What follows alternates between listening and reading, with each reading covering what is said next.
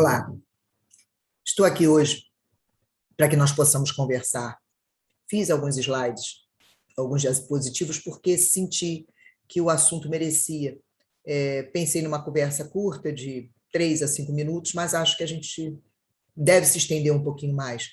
Nós vamos falar sobre sedação e odontologia, sobre o óxido nitroso, e sendo um gás inorgânico, quando, como e onde possa existir alguma contraindicação em relação à utilização da sedação por via inalatória em odontologia.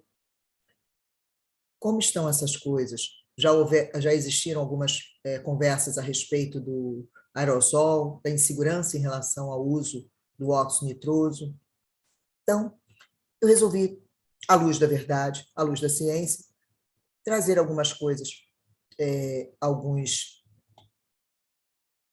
algumas observações que eu acredito vão ser importantes para todos nós. Vou passar os slides para que fique um pouquinho mais elucidativa a nossa conversa e possa fazer sentido em relação ao que a gente pretende conversar com vocês. Então, como eu disse, a gente está falando em sedação e odontologia, estratégia multimodal e o óxido nitroso. E a verdade a respeito disso tudo, aonde está? Né? Porque nós estamos conversando sobre sedação em odontologia, estratégia multimodal e tantas vias, tantas drogas. O óxido nitroso é apenas uma das drogas, um dos medicamentos que utilizamos pela via inalatória, um gás inorgânico. E com as ferramentas da mídia em nossas mãos, tudo acontece muito rápido, numa intensidade que sai do nosso controle. E o tempo, às vezes, nos tira a condição de falar sobre um assunto, de colocar uma opinião um pouco mais próxima desta verdade, porque nós vamos ver, no final, não existem várias verdades. A verdade é uma só. E eu também posso abrir mão da verdade que eu suponho existir, a partir da ótica que eu estou olhando, na medida que uma outra pessoa me traga subsídios para que eu venha a mudar a minha trajetória e mudar esta verdade sobre aquele mesmo princípio, aquele assunto, sem que a vaidade possa intervir nesse processo. Então, vamos nós conversar sobre algumas verdades.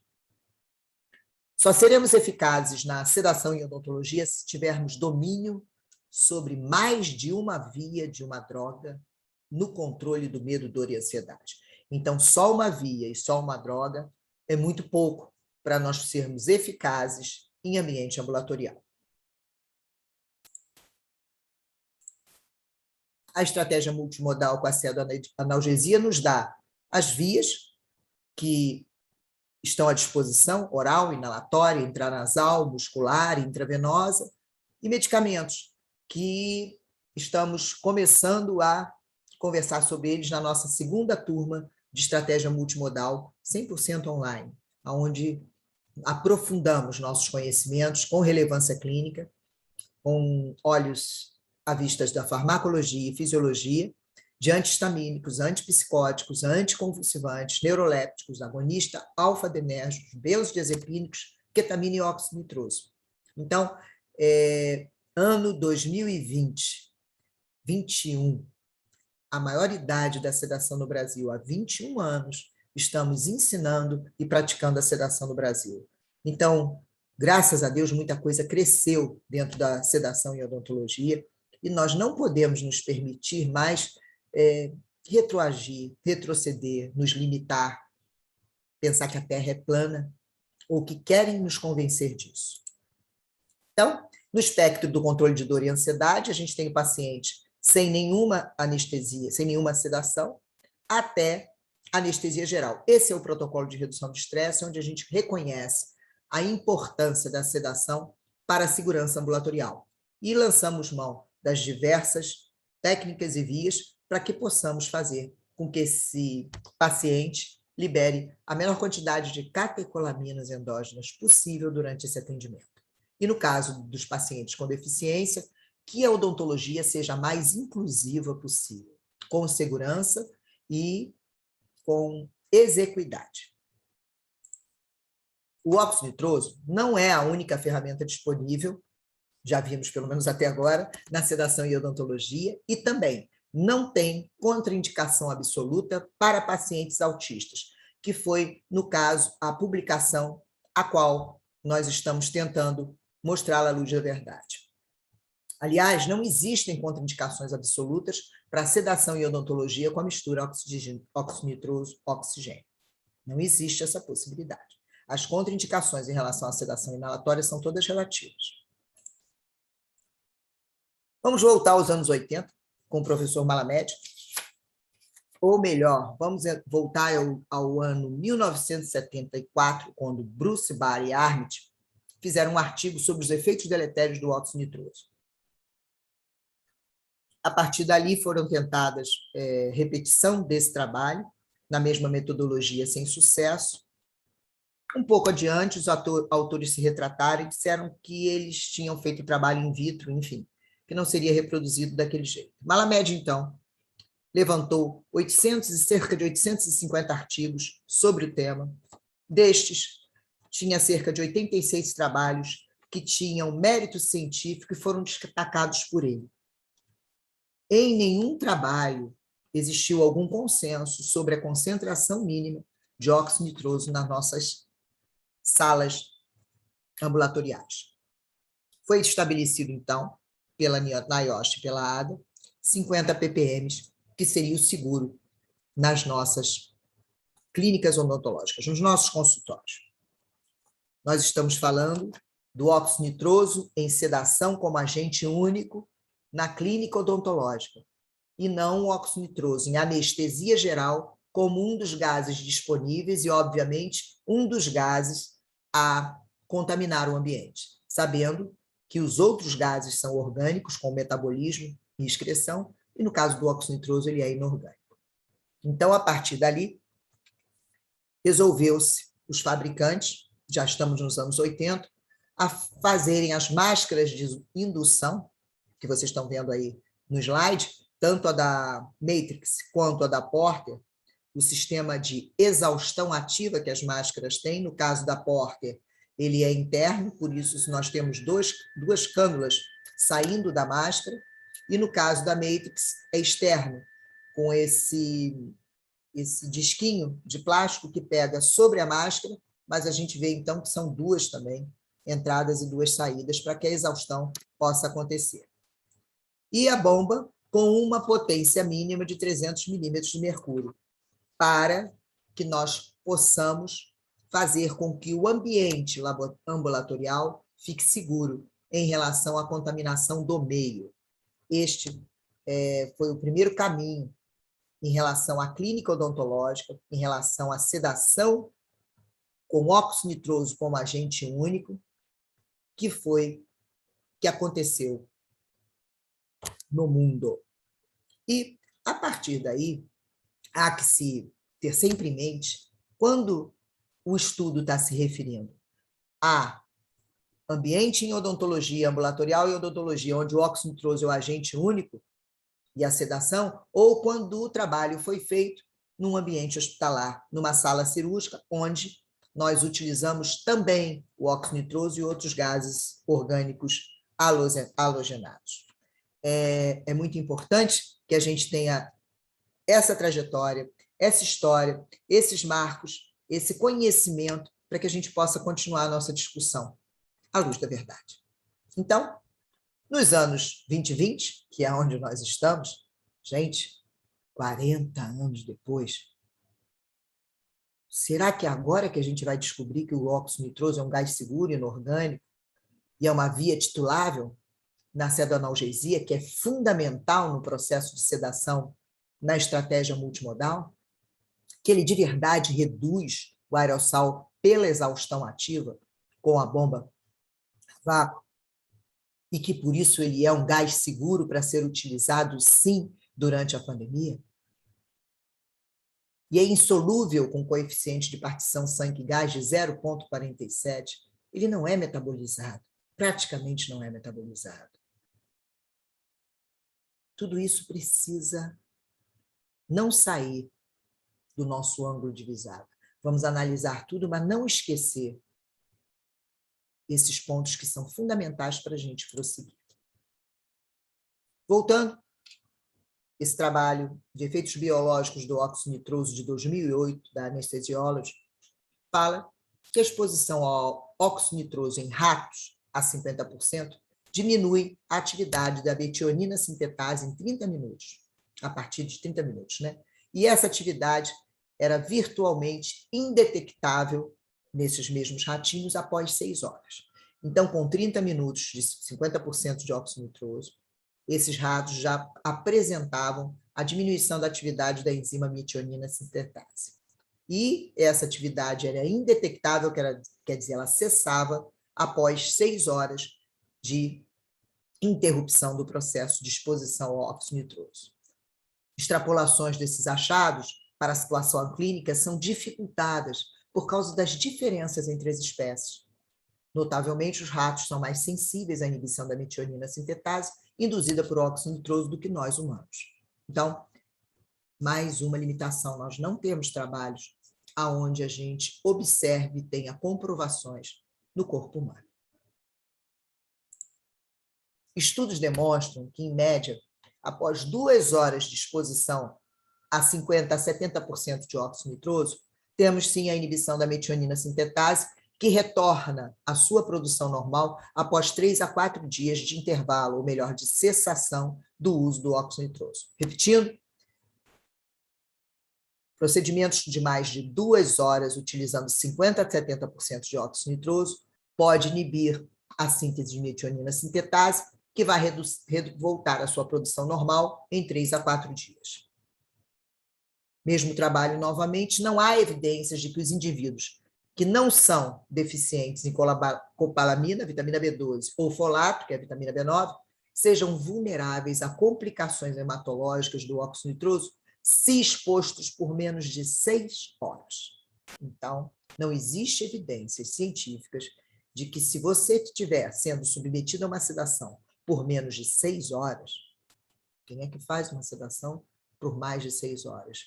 Que vá haver evidências em pessoas que não tenham deficiência de B12 ou folato, complicações hematológicas nesse sentido, nestas pessoas.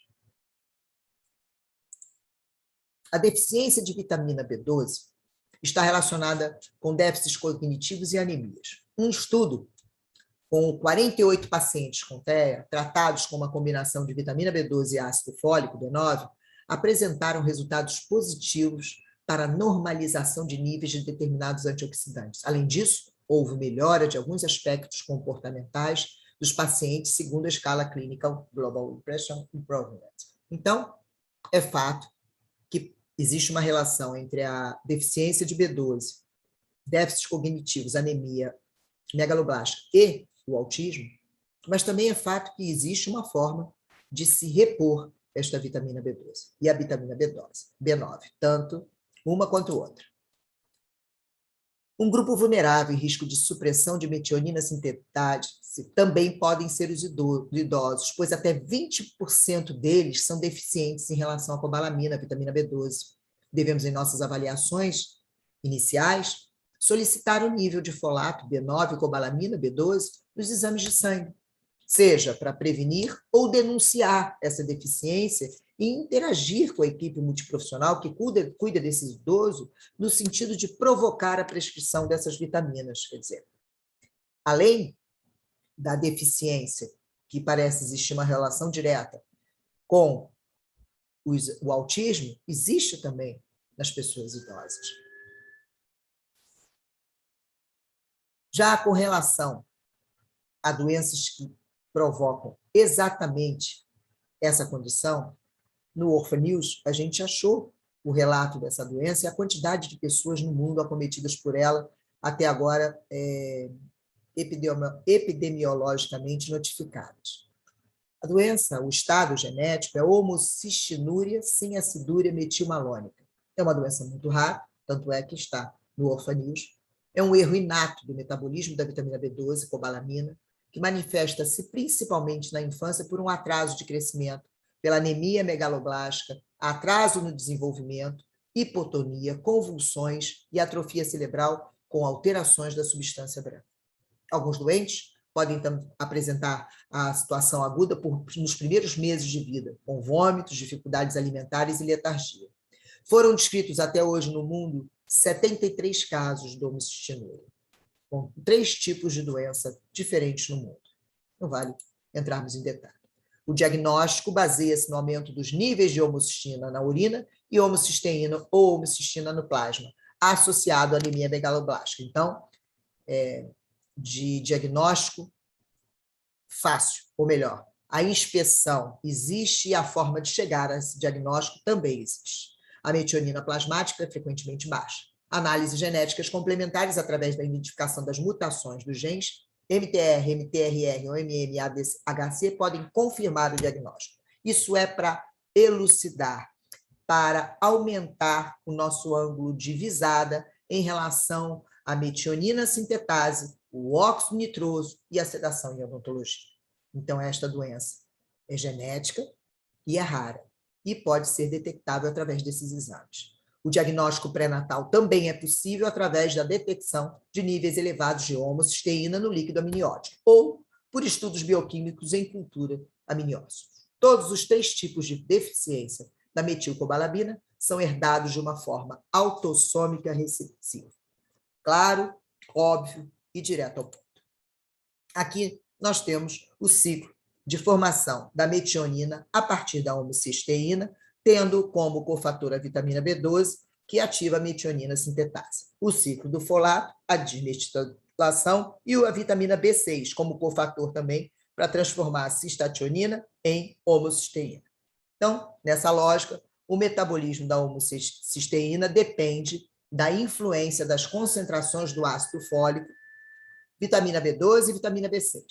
A conversão de homocisteína a metionina é controlada pela vitamina B12 e pelo ácido fólico, enquanto a excreção de homocisteína pela vitamina B6. Então, já entendemos que a questão do aumento de homocisteína no sangue pode acontecer se o cofator B12 e a metionina sintetase não transformarem a homocisteína em metionina. Vamos ver as consequências dessa homocisteína nos vasos sanguíneos. Fato é, então, que é importante que tenhamos níveis saudáveis do complexo B no sangue, no nosso organismo, para que nós possamos ter as funções estabelecidas por ele. Também entendemos aonde há a inibição da metionina sintetase e as consequências em relação a isso. A metionina é um aminoácido essencial, significa que o organismo não consegue produzi-la sozinho e, por isso, deve ser obtida também através da alimentação. No organismo, ela desempenha funções importantíssimas, como ajudar a fortalecer o sistema imunológico e auxiliar na produção de energia. Metionina é formada a partir da homocisteína com a ação do cofator vitamina B12 e a metionina sintetase. É a enzima que converte a homocisteína em metionina. Importante e, por isso, deve ser cuidada e deve ser observada se o nível das vitaminas cofatores estão normais no nosso sangue. A homocisteína é um aminoácido presente no plasma, que está relacionado com o surgimento de doenças cardiovasculares como AVC, doença coronariana, trombose ou infarto. Por exemplo, já que seus níveis elevados podem causar alterações no vaso. Então, a homocisteína se deposita na parede arterial, fazendo uma lesão nessa parede, facilitando que o LDL, que é a gordura que está no sangue, se deposite sobre aquele lugar. Ela faz como se fosse uma rugosidade e as foam cells ali se depositam e começa a facilitar a formação da placa ateromatosa. Estamos aí, então, num resuminho para vermos a síntese de folato, a síntese de metionina, a vitamina B12 como cofator, a B6 e a importância no metabolismo para B9. Então, que nós saibamos do que nós estamos falando diretamente, conversando com o bioquímico, com o farmacêutico, com uma pessoa da sua confiança que entenda do processo, você pode entender o que significa inibir a metionina sintetase. A cianocobalamina ou vitamina B12 é hidrossolúvel de extrema importância nas funções orgânicas. Já vimos aonde ela atua, sendo necessária para sua absorção a secreção do fator intrínseco pelas células parietais gástricas. Ela se liga no estômago a esse fator intrínseco, casadinha com ele, ela vai até o íleo, onde é absorvida.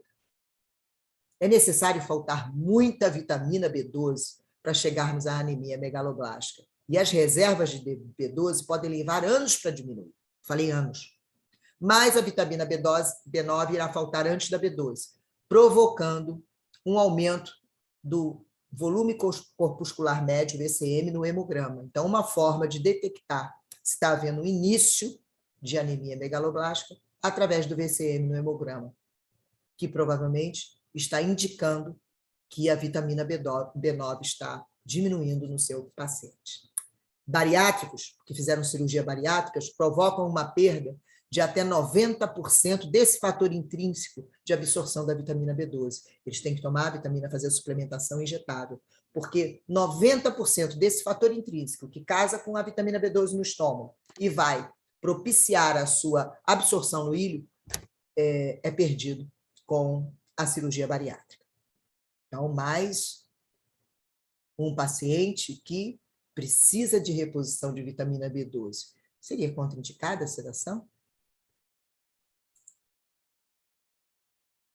2 estudos separados aqui nos dizem que durações de exposição ao óxido nitroso, novamente, superiores a 6 horas, são necessárias para provocar alterações hematológicas que são evitáveis por suplementação pré-operatória de ácido folínico, vitamina B9. Então, tanto precisamos de mais de 6 horas de exposição ao óxido nitroso intermitente, quanto podemos fazer preventivamente a prescrição de suplementação pré-operatória. Ok? Outro artigo diz que um relato de caso recente mostrou que após anestesia à base de óxido nitroso, uma criança com deficiência de cobalamina não reconhecida no pré-operatório desenvolveu sintomas neurológicos e pancitopenia que se resolveram com a suplementação de vitaminas. Então, o quadro se instalou e o quadro foi revertido com a suplementação de vitaminas.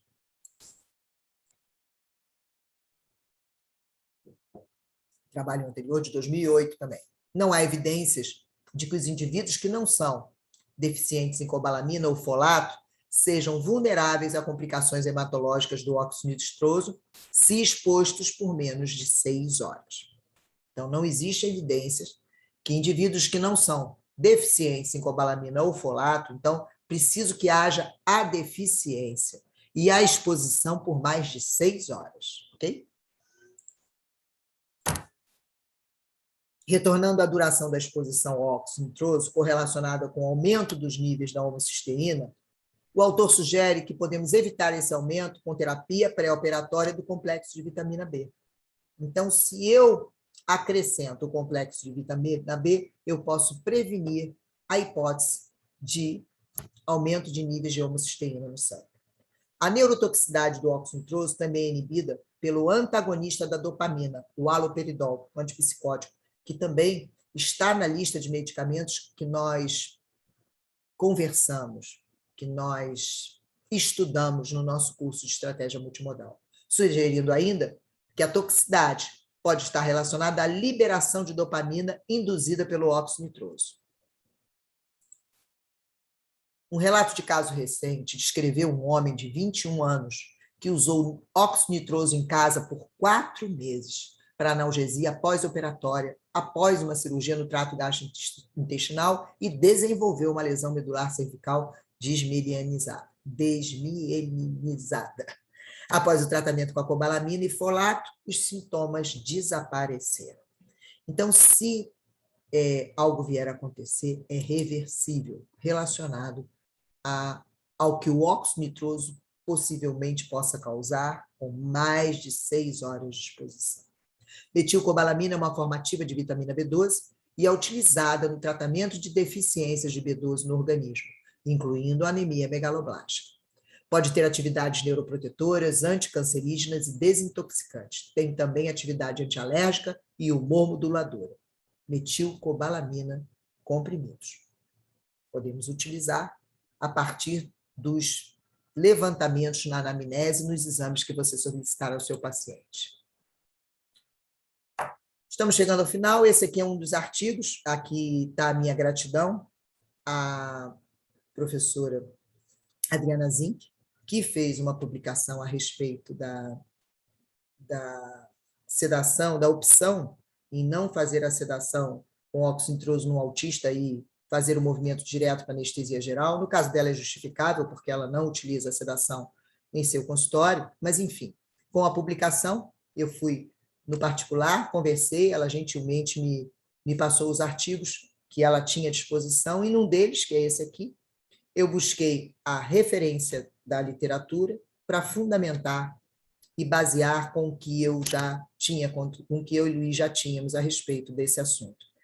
E é assim que eu conheço a luz da verdade, aonde nós possamos interagir, onde nós tenhamos acesso uns aos outros, para que a gente possa caminhar com tranquilidade, à luz da verdade, pelo melhor pelo outro, de forma que a sedação em odontologia seja uma realidade para todos nós, os que estamos do lado de cá, e para todos nós, aqueles que estão do lado de cá, do lado de lá, e precisam de nós para saírem da margem da odontologia. Então, a conclusão que chegamos, espero que tenham chegado junto comigo, mas estamos aqui à disposição de vocês, para que a gente não ande em círculos e a gente cresça e evolua. Estudos sobre a inibição da metionina sintetase só existem em ratos. A inibição só acontece a partir de 2 horas de sedação acima de 50%. E alguns estudos falam em menos de 6 horas. A prevenção das possíveis consequências da inibição da metionina sintetase é possível e comprovadamente possível com a complementação de vitaminas do complexo B. Caso aconteça a inibição da metionina sintetase, ela sempre é revertida após 3 a 4 dias de atendimento, do atendimento. Então, não existe a contraindicação relativa nem absoluta. Se o seu paciente, você que faz sedação, se o seu paciente é autista, está indo bem nos atendimentos, se a sedação está sendo titulada com óxido nitroso, com certeza seus procedimentos não ultrapassam 2 horas de modo algum.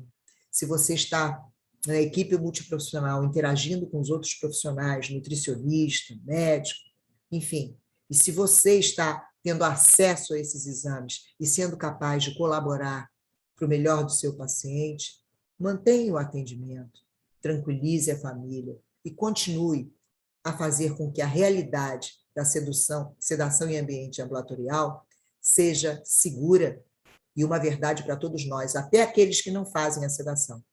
Porque a realidade hospitalar no Brasil não atende, ela não tem condição de qualificar essa demanda.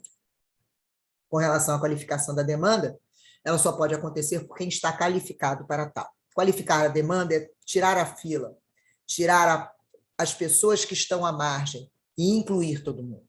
Então, a inclusão na odontologia, no que diz respeito à qualificação da demanda, envolve, por exemplo, hipertensos, diabéticos, enfim. E por isso foi concebido o Brasil Sorridente com os CELS e as unidades de saúde básica. E nesse período, em 2006, nós fizemos o nosso mestrado para a implantação da sedação oral e inalatória do Brasil Sorridente. Fizemos um experimento aqui, numa cidade do interior da região serrana do Rio de Janeiro, em Vassouras, e apresentamos esse trabalho com os atendimentos desses pacientes com sedação oral e inalatória para a viabilidade com custos e tudo, levantamos tudo, e isso ficou pronto, está pronto, para que possa ser usado em qualquer lugar do Brasil, aonde nós fizemos isso com mérito. Então, é possível fazer uso da sedação em odontologia no Brasil, é possível fazer via SUS, é possível utilizar a estratégia multimodal, obviamente, com capacitação, entregando esse mérito para que isso possa acontecer. diminuindo em cerca de 85% a hipótese de indicação para anestesia geral, que não existe leito, não existe espaço para a odontologia atender no Brasil, sobre anestesia geral, todos os pacientes que necessitam. Porque a odontologia não foi feita para a elite, ela foi feita para todos. Eu acredito numa odontologia para todos. Eu acredito numa odontologia de mérito, eu acredito na sedação em odontologia no Brasil. Segura, consciente e eficiente. Ensinamos sedação no Brasil desde 2000. E, além de ensinar, praticamos em nossa clínica, em ambiente ambulatorial, a sedação em odontologia através da estratégia multimodal. Estamos à disposição de vocês. Fazemos dos nossos pacientes, nossos amigos, e eu vi uma campanha linda através do Instagram, e se fosse seu filho, não deixem de buscar no YouTube pequenos filmes com artistas conhecidos, com pessoas de conhecimento público, aonde falam, aonde contam experiências de mães e pais de crianças com deficiência. E se fosse seu filho? Seu paciente é seu amigo? A realidade do outro te importa? Como resolver a realidade do outro? Como ajudar com soluções? Só venha dessa forma. Só venha com esse espírito, com essa ideia e com muita vontade de aprender e levar a sedação a sério. Tenham a certeza que a Terra não é plana, que a verdade não é relativa, é uma só. Cada conjunto de seres partilham verdades comuns. Você pode não concordar, mas a verdade vai continuar a ser verdade. Ela existe em si, independe da opinião humana. Reconhecer isso significa que você ama a verdade, e aí, por isso você pode abrir mão da sua opinião, porque ela foi vencida por uma verdade que te comprovaram que existe. Alcançar, se não viver, pelo menos amar a verdade em si, sem eu buscando êxito ou projeção. O eu não conta nessa hora. Para isso, você precisa ter apenas 3 certezas. Ela existe, vale a pena buscá-la e, mais do que tudo, você precisa amá-la, a verdade. E assim, chegamos ao final dessa nossa conversa sobre o óxido nitroso, a sedação e odontologia e a estratégia multimodal. Falamos de verdade, falamos de sedação, falamos de inclusão. Um beijo no coração de cada um de vocês. Obrigada pelo tempo dispensado.